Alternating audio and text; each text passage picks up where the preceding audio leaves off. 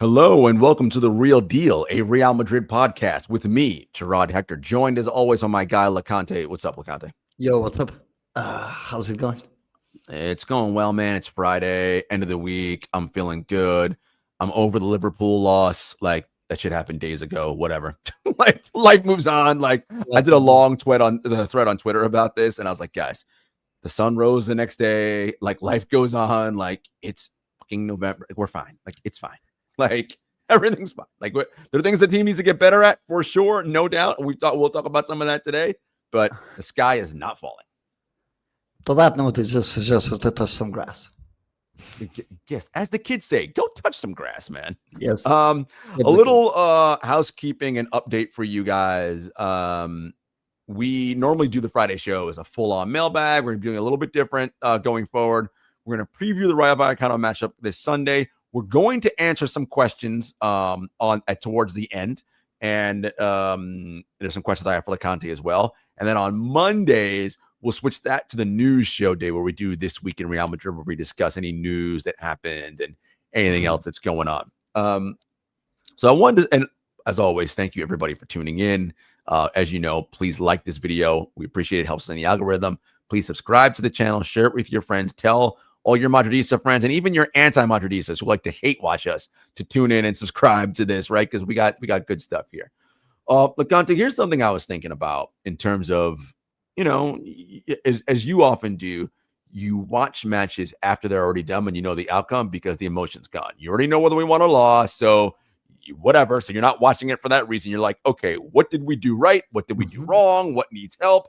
All that sort of thing. And I was thinking about the squad as I was sort of rewatching the Liverpool match. And one of the things that came to my mind is this idea of understanding time, space, and movement. And I think this is true of just about any sport. Like if you watch little kids play basketball or football, especially like 8 and under, right? So really young, they all tend to run and gravitate to where the ball is, right? And it's very clustered and crowded, and it's just like, it looks like shit, right? Because they don't know any better. But as they get older, they understand, okay, space. I got to go where the space is. I got to go where the space. Bring my defender away from my man so that and you learn and you learn and you learn. And it sounds crazy to say, but I feel like in Xabi Alonso's system, we still have players who don't understand, look, there's space. So just take 2 steps up and you have space. You are now an outlet, and now you help us in our buildup. Right. One play I was thinking of in particular was Chouameni, who everyone knows I love, and he's a monster taking care of zone 14 for us. Right. But when we're building up and our center back gets the ball to Jude in that right hand space, right, and let's say he's in like zone 11, right, on that right side, we have just above 14. There's like space, like right. It's empty in that part, but Chouameni's still back towards the center back. And I'm like, my guy, if you just take 1 step forward, Jude can find you. And look, I'm not asking you to be Pedri in there. You can just receive the ball. You can either probably give it right back to him because he can run behind his defender, or you can carry the ball forward until the defense shifts to you, then you play it off to the open man. And I feel like he just hasn't quite figured out how to do that yet. It's also the freedom. It's also coaching instructions. Like there are a lot of question marks with the team itself. But yes, as you said, if Chouameni, for example, on that play just makes the run forward, he would immediately push Liverpool back, and there is space to work with now. We can release, we can move it forward, we can build it again. Football, as I always say, it's a sport of low margins. A mistake like that can be very costly, and if you're doing that constantly, then there's a clear problem. But a more broader picture is, what is the coach looking for this game? Naturally, the game against Liverpool is the game where you felt something that we have spoken about post-games, that this team is simply still over-reliant on creativity from the players, and there are clear dynamics that need to be fixing on the offensive end, because his focus was way more shifted towards the defense compared to the film that it was from last season. Fair enough to that extent. What I have picked up since the El Clasico at bare minimum is the fact that he wants Vinicius to be the offensive engine. He wants the ball to go through Vinicius at any cost, which is really understandable, as we have spoken about Vinicius countless times. But he's trying to facilitate the play with Jude Bellingham and Arda Güler. and Mbappe is kind of then left in a bit of a void, and the right hand side is also left in a bit of a void. We'll have to see that and judge that when a right back comes back. Mm-hmm.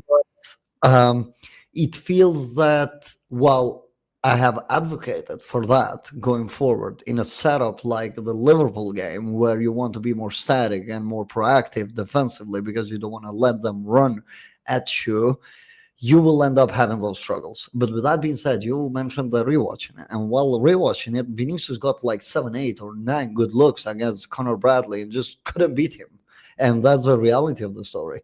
Vinicius beats him 2 or 3 more times, and maybe we'll be talking things a lot differently. It's about the gravity and what he's trying to do.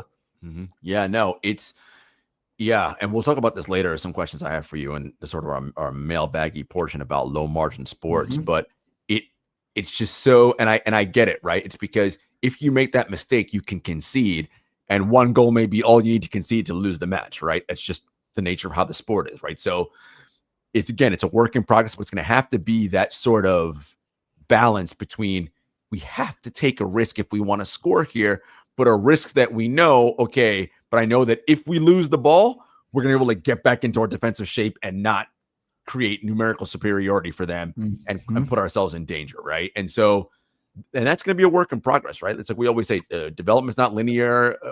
Look, if this is still a problem in April, well, then we have some serious questions we have to ask ourselves, right? Yeah. But I expect it to get better over time. And I think as we transition to the Rayo preview, Loconte, Rayo will be a good test for us in that way, because when I watch Rayo, they press like monsters, and they're very physical, much like a Premier League pressing team in that way. And it's La Liga, so I also imagine they're going to foul the shit out of us, right? And be coming in very hard. And so how do we respond to that overly aggressive style of play again that we have to play with? What I'm going to You're going from Liverpool to Rayo. Basically the same thing with just lesser quality of players, really. And you're morally damaged on this game, and you don't want to go morally damaged into the international break and have that and carry that burden. So this game means a lot to the players. We also play before Barcelona, so we don't know that result. There are a lot of things in place here, even mentally. But tactically, on Alonso's case, he just needs to fix a lot. Unfortunately, we got the news that Tchouaméni has been injured, so he's going to be out for the game. Ceballos also, so kind of like the two fillers, 2 players that you would put in there are not going to be there for this game. So that means what? Camavinga maybe? Or Fede goes back to midfield? Probably with Trent at right back. Yeah, I don't see him going differently. Yeah. And I think he continues the Arda, Jude, and Vini and Mbappe. Yeah. Okay, so let's talk about that. So you go back, you say you go Trent at right back, and you bring in Fede Camavinga double pivot, right? So what does that now mean for our build-up phase, right? Assuming that it's Carreras and Housen as our center back and left back, that'll help in the build-up, and Trent now is back to help us in that.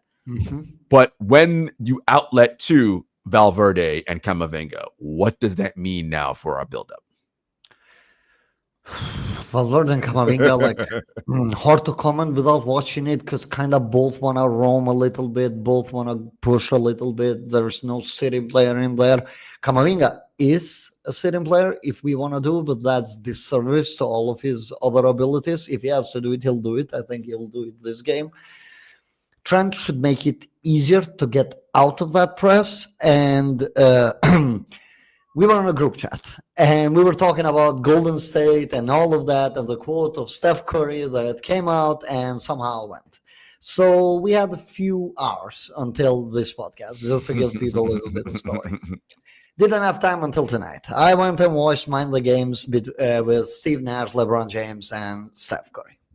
And Steph, actually, what caught my eye when he said something was the fact that as much as we have reps and things that we want to do, a lot comes down to the way how we think. We know it's the IQ of the players of the team that makes our style. Even though people have tendencies of thinking that, all of this is just coaches' work. It's actually also players thinking on a fly and adjusting, which is something that, frankly, to be honest, we have lacked as a team this season. The IQ of the players just has not been there, and that's why I wanted to mention it. I thought that it was like a very important quote. That's why I had it noted. Mm-hmm. How are you going to navigate if you're Alonso? Like, freedom is very important for the players, and that cannot be taken away at any point if you want to have success. But you need to balance it out. There is too much freedom, which is Ancelotti last season, just way too much. Mm-hmm.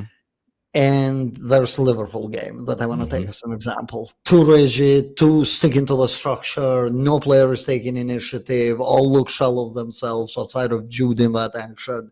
Every player is shell of themselves. Yeah.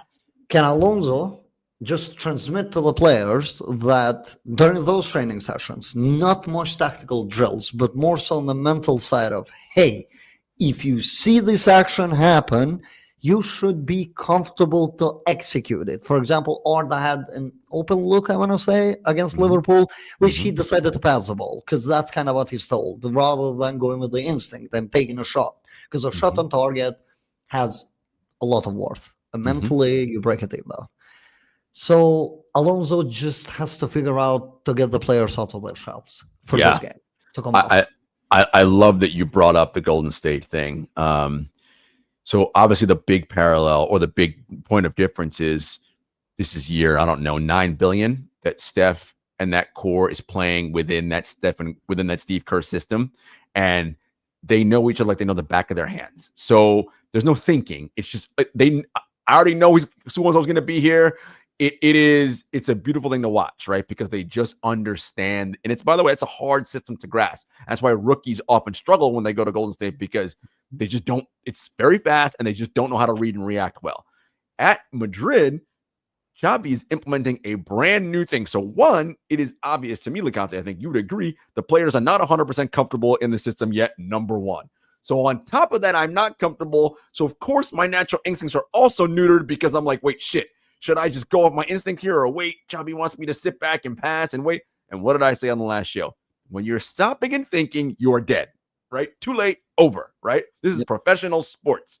There has to be a level of instinctualness. And if the breakdown is not there, and this is part on Xabi too, you have to be able to convince your guys to know, if you don't see this part of the structure, I trust you to break off and go instinctually with what you know is the right play to make here. And that balance isn't there yet. And I don't know when it's going to get there, but it's not there yet. It's not there.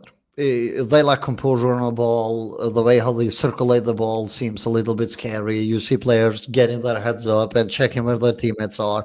It's simply not automated enough. Because as you said, with Golden State, they are automated. They just go. They already know the drill. And to quote again Steph, IQ. It's a very important thing, grasping and understanding every single situation where you're in. Well, they get paid millions. People seem to think that they don't deserve those, but those are the hard things that come with it. It's the fact that there's no switch off for any second, because any professional just can take the better of you.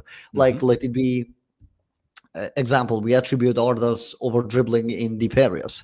Well, by going back and rewatching those situations, he's kind of forced into them from time to time. You can say he's not physically imposing. Yeah, well, yeah.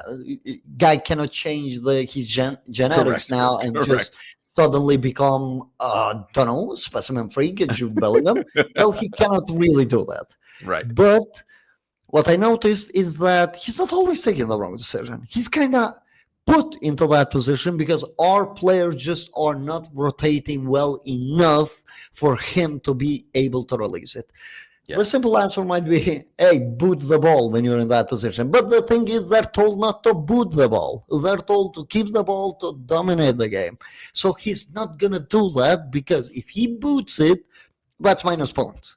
Because are they supposed to be an on-ball leader? Courtois can boot it, because Alonso knows that, hey, this is the best shot stopper in the world. So even if he boots it, well, guys make up for it. But Arda, he's an on-ball leader, so he cannot really boot it. And he's being forced into some of these positions, which he can get off, but other players should do more to support him. I love that you went there, Because in that example, Loconte, to your point, you as the IQ, you have to know I cannot have Arda in a position where the opponent midfield is bearing down on him, because I know Arda physically cannot match up to them. So I don't want to put him in a position where I leave him out to dry. So even if it means we're going to lose possession, I'm going to boot the ball away, because better to boot it downfield and have them come back and build up, or we can try to win it high up the field against them, then give it to Arda. He loses it closer to our box now, and now we have a numerical disadvantage, and now we give up a goal, and it's right. I think you said it a million times. When Klopp says a team scores a goal, it's never because of one person's fault, right? This person did the wrong thing, that person did the wrong thing before that, right? It's cyclical. 5 people at a minimum did something wrong that led to the goal being scored. On a positive note, but I don't think we're ever going to see Camavinga as right wing anymore. Just takes so much away from him, the angles. Like, I saw people questioning his passing and saying that it's below average. And I'm like, it's above average. It's not elite. I wouldn't call it elite. His line breaking passes are among the elite, but his recycling is a little bit needs more work. Mm-hmm. His angles were completely shut. Arne Slot knew what he was doing. And for this game against Rayo, at bare minimum, well, the fortune of the injury, we know that we're not going to see a repeat of that, because there is no way for Alonso to be able to do that unless somehow he calls up a Castilla midfielder and just goes back to that, which realistically, it has zero chance of happening. So angles do matter. What angles are we generating? Like, for example, let me take this case. I'm not having Chris Paul defend LeBron. I'm going to have a big player that I know that at very least can contest him. And this kind of like the thing with Arda, right? Arda is the Chris Paul. He's not the most physically gifted, but his passing, the way how he's reading passages of play is so good that Alonso keeps insisting with him. And I see the angle why. I do see the angle of why you would go a different route. Mm-hmm. But the other supporting cast need to make up for it, because now I'm not going to sit here and say that, okay, Atleti and Liverpool overran us because Araguler is not imposing physically. Right. Because, hey, we have one of the most athletic teams in world of football or any sport. So we're saying that players like Federico Valverde, Camavinga, Der Militao, Tchouaméni, Jude Bellingham, Vinicius Junior, and Kylian Mbappe can't make up for one player deficiencies physically. We can't set up to the point where teams can target him, because other than, football and basketball, even though I take a lot of them, they're different sports. You can't hide a player in basketball the same way how you can hide a player in football, because there are more players, there is more ground, the attacks are definitely coming at you less, there's no shot clock, which you have to respect. So can we please do something where I can see the idea, but these players need to be able to make up for that? This is what I'm asking of Alonso. I agree. I've said it before. The advantage we have is that midfield. Again, I call them our monstars. Those monstars have to protect Goulet, right?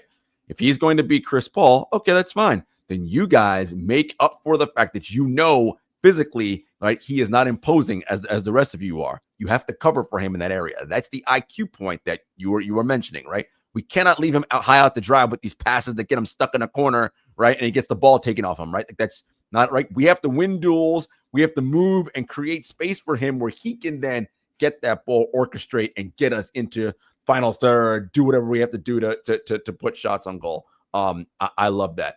Shout out to Anthony Tharp. He's like, this is a Real Madrid broadcast. I'd love to hear your thoughts on the Blazers. Jarod, what's your NBA pod? So just for those of you who don't know, I work with David Thorpe and Henry Abbott over at True Hoop.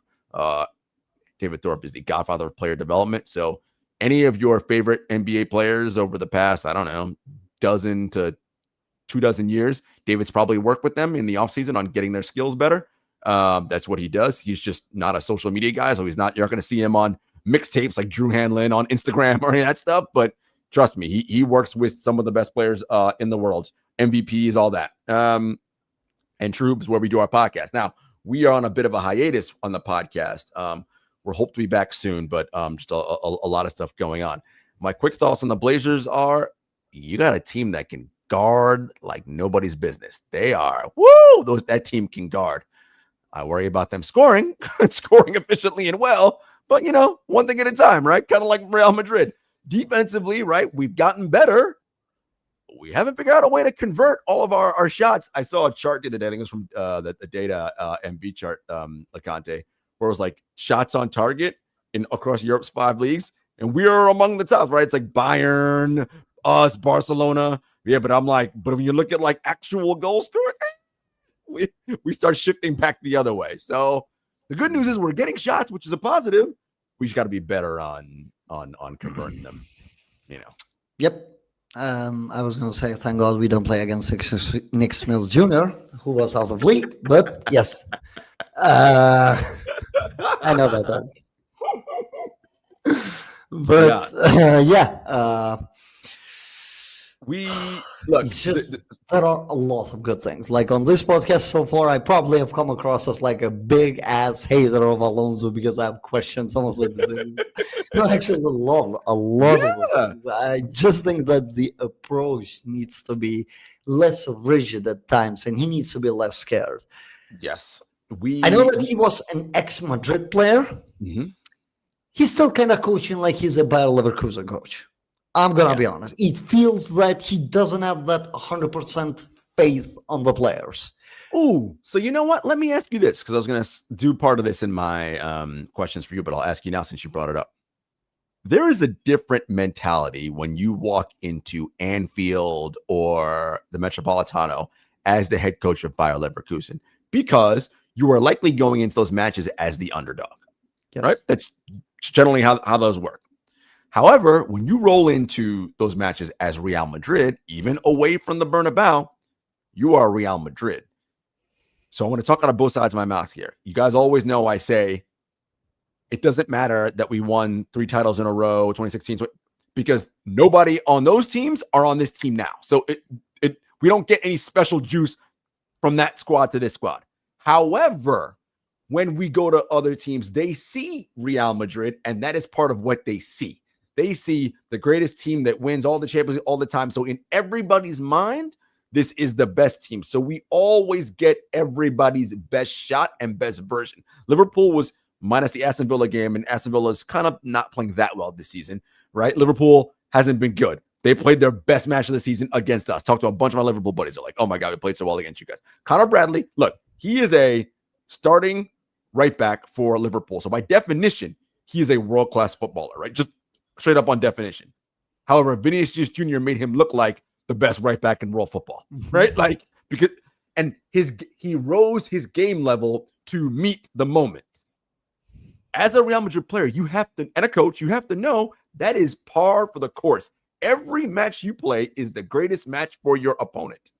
You have to have a way to combat and deal with that. And I don't know if Xabi understands that. I know he played here, but as a coach, I don't know that he's quite understand that yet. I do understand a lot of injuries. There's been a lot of shape shifting. So a lot of things are coming with it, but he's coaching like he's still at Bayer Leverkusen. A lot of people love it tactically because there's a lot of attention to detail, like the way how players move, chase, shadow screen, when the timing of the jumps, everything is very calculated. You know what they're going to do. Players stick to the plan. So you also believe on the idea that yes, the players are loving it because they are on the general scope of things. But as I said, sometimes it's better to let it loose. A bit of momentum, a bit of telling, like telling Mbappe or Jude or this or that, hey, it's not really working for Vinicius, is it? Like he's lost like the 7-8 dribbles that he's made. How about we shift this a little bit? And that's where like Carlos' brilliance came into winning the Champions Leagues, because he didn't stick to one thing. You didn't know what was coming.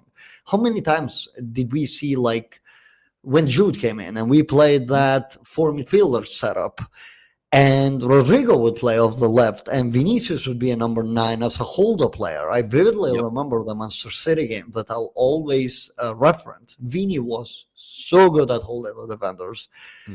Why not ever using it? Why never go into it? Vinny can have a bad night, but if he's spinning Van Dijk, who kept fouling Mbappe, by the way, because he's high IQ defender, why not change it a little bit? Why not tell Mbappe, go to the wing? Let Vinicius come on the inside. Let's see how their plan shifts. Let's see how comfortable Conor Bradley feels now that he has to deal with Mbappe, because it feels that he kind of took Vini out of the game and Mbappe at the same time with such approach. You can't maximize every player on a big game. We know that. Yeah. But you need the moments. You know, one of the things that we praise Xabi Alonso for, Loconte, is his pragmatism, right? And is willing to change, but maybe he's not being pragmatic enough, right? And I wonder if part of it is, okay, this was a Champions League match and it doesn't, we already won 3 out of 3. Even if we drop points here, we're still going to finish. We're still in the top 8 as of right now versus in La Liga. Well, we can't lose a match to Rayo Vallecano because now that means if Barcelona wins, we're only 2 points ahead, right? Like I wonder if that plays a role into how he goes into these matches. It might, but I think we have shown to be a very good league side. Like, we have had teams give up, just not come at us. That's really incredible thing to achieve as a coach very early on. I think he wanted to win it, but I also think that there is that mentality of it's okay to lose, which I think it's okay to lose. It is okay to lose during the group stages, but if you lose on KO, well, good luck with that. So you don't want to install too much of it. Correct. No, yeah, that's what I think. Going back to Rayo, they're one of the more fun teams to watch in La Liga. I love Izzy Palazón. Like, that dude is just like a maniac and he's just constantly running. He's just constantly running around. And I'm kind of afraid of him, actually. I'm like, oh shit, that dude might cause massive chaos if we're not minding our P's and Q's. And Alvaro Garcia has been scoring for them. They're a dangerous side. Look, they should have beat Barcelona in that match. Barcelona was lucky to escape with a tie. If we are not careful, and especially it's at Rayo, now it's not a night game, but still it is at Rayo, and that pitch is kind of funky, right? Like, it's kind of weird and right, it's a bit bouncy. They know how to play on it because it's their pitch, right? We don't. Like, again, I always talk about adversity, right? Adversity is going to hit in that match, and I know how they're going to respond and how their crowd's going to respond. They being Rayo. I want to know is how are we going to respond, particularly if, let's say, we go down 1-0 early, right? Because they just do their thing, right? We have a giveaway in a bad zone. They pounce, right? Like, how are we responding now? Also, the approach. Are you going to be the dominant team, or are you going to be the team that's going to wait on them and exploit them? Alonso has shown to want to be kind of a mix of the both. He wants to mix it up. Not sure many this time around, so you're zone 14. Good luck with that. Yeah, it can be tough. But think he goes into more like dominant. I want to earn the territory of this pitch. I'm just not going to let them. An introduction of a player like Trent helps a lot with it. Again, IQ, physicality might still not be there because he's still recovering, but still there's a lot of IQ. You even saw some of the moves against Liverpool. While they didn't pan out because he was so rusty, he still gave a little bit of life to your right wing by cutting inside, getting into space, just making them a little bit uncomfortable. Not saying he was a game changer or anything, right, but you saw some of that. So naturally, I expect that. I expect Trent to be. I expect the midfield to be very energetic. Valverde, Camavinga, like that's a duo from hell if you're really an on-ball team. Rayo has shown that they can do both. Like, since the Iraola days, they haven't taken a step back as a team, and Vallecas, it's hard ground to go to. I'm saying a hard ground. We could really escape that game with a 3-0 win. Don't forget they're coming off a comeback on Thursday European football. They went 2-0 down, and then they came back, 94th minute, scored the winning goal, and the referee just blows the whistle. So Rayo, they have a grit to them, which is, it doesn't matter if they're doing bad. They could go to Mallorca and get smashed. come a big game like a Madrid, Atleti, Barcelona, Villarreal, whatever you want to consider like one of these top echelon teams, they're there to hunt you. Always been that team. They're very buggy. Yeah, no, they're an excellent team. I love how they play. They are going to press us maniacally. Trent will help us in our press resistance. I do wonder because again, you mentioned No Tchouaméni in zone 14, so good luck to us there. You know, a player who has had trouble seemingly passing the ball, at least in his last match, and passing is probably his best attribute, has been Dean Housen. And look, this is not, I love Dean. He's 20 years old. He is clearly our center back of the future. I still think his ceiling is best center back in the world. Like all those things are still there. But this is what happens when you have young 20-year-old players. They're going to have ups and downs and dips because it's just they need more reference points to get better. And he's playing a lot of minutes. He got called up by Spain again. He's not getting a whole lot of time to rest. That's just the reality of where we are with him. I do, though, want to know what you think about his decision making, right? And it's just something where it's like, okay, he's young and just needs to get better at making those decisions. And then two, and I love it, but this chill guy routine that he has, right? Where like, I'm the chill guy, and I love it. Be yourself, be whoever you are. But my dude, it's almost like I need you to like switch your brain on when you're on the pitch and fuck all this chill guy shit and do what you're supposed to be doing. Yeah.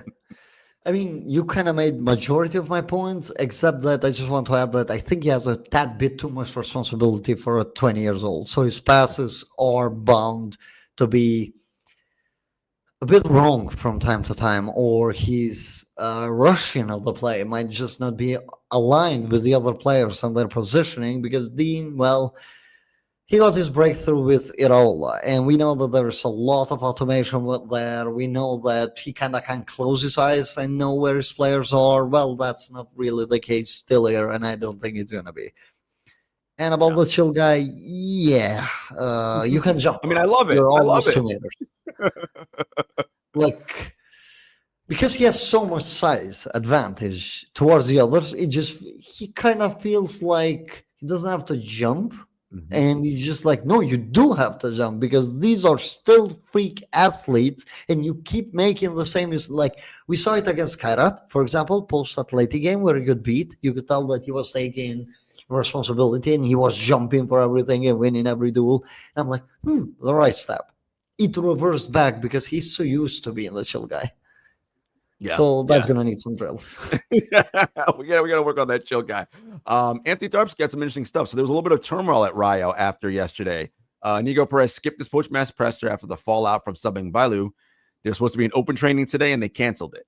So I do wonder, like, you know, you mentioned that because their Europa Conference League matches on yesterday, I believe, right? So they only have Friday, Saturday. They have 2 days off before the match. How much of that will affect them? I mean, to me, yes, I think it might matter, but it's still technically a Madrid derby, right? They're in the so, and it's as I said, when we show up somewhere, it is the most important match of the season on that team's calendar. So whatever shit they have going on, I think is going to get them ready and riled up to be like, let's go fuck Madrid up. Right? That's what they're going to want to do. So. Yeah. There's good and bad with that. Normally, you take that as good. Sometimes I take it as bad because it feels that both parties have something to prove. So there's an extra motivation coming on there. And as you said, Madrid are here. Which better opponent than them? They're coming off a loss, so that's extra motivation for them to do things right. I don't know. It's a bit of turmoil, as you said. Kind of to be expected because they're not really used to getting this many games per season, and now they are having to recycle, and the coach is having to adapt and adjust. A lot of things with them too. Less days of rest on top of it. Like Spanish clubs, as I always said, don't inherently do well in Europe because there is lack of talent across the squad. Not the 11s, but across the squad for the replacements. So naturally, they prioritize keeping up heading into these European competitions and making that money rather than trying to win it. Right. But in Rayo's case, seems that they are actually hell-bent on the idea that we really want to be good on Conference League and actually be able to win it. So, yeah, it's going to be a tough matchup. Like, it's very hard to predict it. It's very hard to predict what Xavi's going to do. Like, how did that loss against Liverpool affect I keep referring to Liverpool because this is not going to be a very different game. Liverpool already gave you a blueprint, and guess what? Rayo has the players to stick where Florian Wirtz was going. Or do they have Florian Wirtz quality? Right. No. Not really, but Right. they still have the players to damage you there. How are you going to handle that? The good thing of this game is the fact that they don't really have a pinning number 9 like Hugo Ekitike, for example, who took Militao out of the game completely. So we couldn't get those proactive defensive interventions that he does. So yeah, he gave us a ton of trouble, like just his constant off-ball runs, and I'm like, oh shit, there he goes again, right? Like, so speak to that point, Loconte, right, about how, as I started the show talking about time, space, and movement. I think it didn't score in that game, but it didn't matter. He caused so much havoc every time it caused us to panic back there, right? And so it allowed them to have ease in their buildup, get shots on target, right? Make life difficult for us. And we don't seemingly have the same thing happen on our side, right? If Vinny doesn't create and break his guy out one-on-one, we're seemingly still kind of limited in that regard, right? Whereas there's not enough off-ball runs. And I know people are going to be like, see, this is why we need Erling Haaland or this, that, and the third. And I'm like, no, it's just a matter of this idea of what Gonzalo Garcia, right? When he makes a run, he knows it's not about me scoring, right? Like this is going to help us, all right? And I don't think there's still enough of that there yet, right? Where guys know this run is crucial for us to be better. Doesn't matter if I get the ball. This is going to get them out of their defensive shape. Yes. We spoke post the Liverpool game that some of the Mbappe touches feel a bit forced because they want to keep him hot on the game. So we end up recycling a little bit more than we should. Ultimately, there are few player tendencies that you can get rid of. And that's one of the things. Like a one-off thing, yes. Game-to-game basis, I don't think so. Some tendencies just stick forever. Like even with Bale himself, even though for some reason he was overly critical of a few of the things, and I'm like, you used to have a completely different tone in your interviews like a year ago. What changed? Wow, he's on the big show now. He's on CBS and Paramount Plus. I don't think his points were correct. Like, with all due respect to Bale and the player that he was, as we have a track record, ex-footballer doesn't necessarily mean the smartest guy to read the situations. And Bale, with that post-game, kind of fell into that. As I said, 7-8 times Vinicius won 1-against-1 with Conor Bradley. 3 out of 7 won, we would be speaking a lot differently. Yeah, he took Vinicius as an example. He went like, oh, he has to put...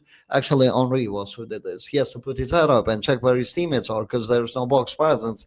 And I'm like, well, actually, he needs to realize that and take the decision when he's carrying the ball and see where his teammates in beforehand. If he has a huge gap with them, maybe recycle the possession and try to get back there again. Not always, okay, I have this guy 1v1, I kind of want to burn him alive. Right. There are decisions that can be taken as a team. Like, what aerial presence did PSG have on their front three? Like last year, we went from, okay, teams need to press now because look at how good PSG now. Now, apparently, Erling Haaland and Harry Kane are scoring goals. So now you most certainly do need a box presence because there's no other way to win. And I hate this trope because it follows you throughout the whole season. Yeah. Let's say, lo and behold, hopefully I'm putting this into existence. If we win the Champions League, then you need 2 number 10s, Arda Güler and Jude Bellingham. They're the keys to everything. Yeah. It's just narratives, not what's actually happening on the pitch. Right. It is, there are multiple ways to win, right? And there are multiple ways to score. Whatever is in vogue and seemingly working well, that's what they're going to talk about, right? I mean, it's going to be, right? You need the Pep Guardiola style, dominate, control, possession. And it's like, okay, but possession never won a game because if I force you to possess the ball in areas that don't hurt me, you can have the ball all you want. Knock yourself out. You can't do shit because you're non-threatening positions, right? So I think it's just it's just easy and simplistic in a way in which you can describe what's happening, right? And we all know that there's so much more that goes into it than that. And look, we always talk about the players getting better. Xabi Alonso's got to get better, and he will. Like it's all learning. As I always say, this is his second senior head coaching job. Like he's what, late 30s, early 40s. Like who he Yeah, is, 42, I believe. Yeah. who he is now as a coach, he's going to be miles better 3 years from now, 5 years from now, 7 years. Like it's like everything else. You need development and time and reps. That's how you get better at these things. And you got to go through it and fuck up and be like, oh shit, that was bad. I really messed up on that. Now I know what didn't work. Right? Like you trial and error, man. I really want to lose early. I've always said this. I want to lose early. The PSG game, this game, the Atleti game, those are early losses. Those are losses that ultimately are not going to swing anything. Teams are going to lose. No team is going to go perfect. They're going to have enough night. Every single one of them. There's perfection just does not exist on a football field. Yeah. How much Alonso learns from them is basically the make or break when we talk about the pressure, because he's in an environment that he's fully aware that he needs to win. So, but he also knows that ugly wins are accepted. Not like we're not here telling him, hey, if we don't do 120 passing sequences before scoring a goal, you're out of the door. No. We're just telling him, hey, find a way to get those players to score the goals. And he knows that. Not like he hasn't approached games ugly. Liverpool one would have been that. You can even say on El Clasico, we could have been even, I'm saying we could have been even more proactive, but we had 4xG on that game. It's just that the finishing was so goddamn bad, including missing a penalty. But what I'm saying is that there are games where Alonso has taken a step back and just gone like, I want the result here and not much more, because I don't care about other things, which I think is a good trait as a coach. Yeah, you need to be able to win ugly. It's not always that flashy spinning in the middle of the pitch and then playing a through ball. Sometimes it just needs to be like, okay, Militao is taking a shot from 40 meters away and it goes in, and that's all I care about because this opened the game up. This is literally it. But for as long as there's a plan for the players to fall back on, which we saw it happen time and time again, Alonso is in good spot. So, while there is pressure, there's always pressure. I wouldn't say that he's like under fire and that Florentino Perez is knocking on his door and being like, hey, look, I know that we have played 16 games this season and you have won 14 of them, but what are you doing? Yeah. 14 out of 16. That's why I said again, the sky is not falling. We're looking for improvement in certain matches, and I think we'll see that. I want to sort of leave you with this question, Loconte, and we'll wrap here. You always say we know football's a low margin sport, right? Often one goal will decide a game. A lot of talk after the Liverpool match was, we got to get better away from home. And, home field, home court, like that's always a tricky thing for me and how I talk about it, because I am not someone who puts the onus of a loss on a player's inability to deal with an opposing crowd. Like the crowd is not on the pitch. They're not kicking the ball. They have nothing to do with what happens on the pitch. They're not touching the ball. They're just not, right? So as a professional, hostile environments are part and parcel of right? That's just how it works, man. You have to know that. But again, in a low margin sport, I wonder if, because that's it, you lose 1-0, you couldn't handle the pressure of the crowd, if that's an easy crutch we fall back on, it's because you couldn't deal with the away pressure. And I'm like, is that really it? Or is it just you just weren't good, right? And it had nothing to do with home or away. You just didn't execute well. What say you? I'm with you. I do think the crowds do play bit of a part in terms of like you're getting booed, you're getting whistled, like all of that can get under your skin. But I feel that those players go enough of that throughout their careers to the point where it doesn't really matter that much. Like we went to Etihad and won the game with like our C players, not even B. We won the penalty shoutout. So the mentality of majority of the players, I wouldn't really question it. I don't think that, they chickened out, they're falling under the pressure. I just simply put that game as bad game plan, and you bad were execution. Not expecting what you got. Yeah. That's it. Yeah. I would agree. I think it's too easy to kind of fall on those sort of tropes, right? All right. We got Rayo Vallecano on Sunday. hopefully we finish that with a win and head into the break feeling good. Everyone who expected to get called up got called up. Carreras is staying home again. Thank you, Luis de la Fuente, for hating Real Madrid players. We appreciate it. I wish you would hate Dean Housen as well. That would be awesome. Jude will be called up as expected. Trent not quite yet. And I think this will be good for Trent. So Trent will get some time to get some time on the pitch with Xabi. And I think Xabi really wants him to. I think he has some ideas and some plans for what he wants Trent to be able to do, and some one-on-one time with him I think will be very helpful. Ancelotti could do us a favor, but we're kind of praying for that. I know. I don't know if Fede is going, but my guess is he's going. My guess is too. I don't think he can convince Bielsa twice to not call him up. I know. We listen, we got lucky. And Tchouameni's out, which, listen, that worries me, right? Because we have no natural replacement for him, right? I know there's guys who have to deputize and fill the role.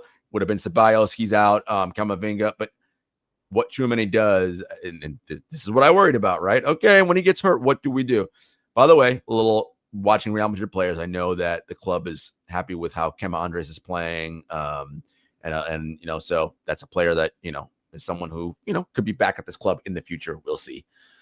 All right, folks, we will see you on Sunday after the Rayo Vallecano game. Thank you all for tuning in. We appreciate it. Anthony Tharp for keeping the chat going. Namiriam was here. Kokoya47, FG. Thank you guys. We appreciate all the love. Again, like the video, subscribe, share it with your friends. This audio-only version will be up on Apple and Spotify later as well. So if you want to listen to it only, you can do that as well. We'll see you guys next time. Take care. Bye, guys.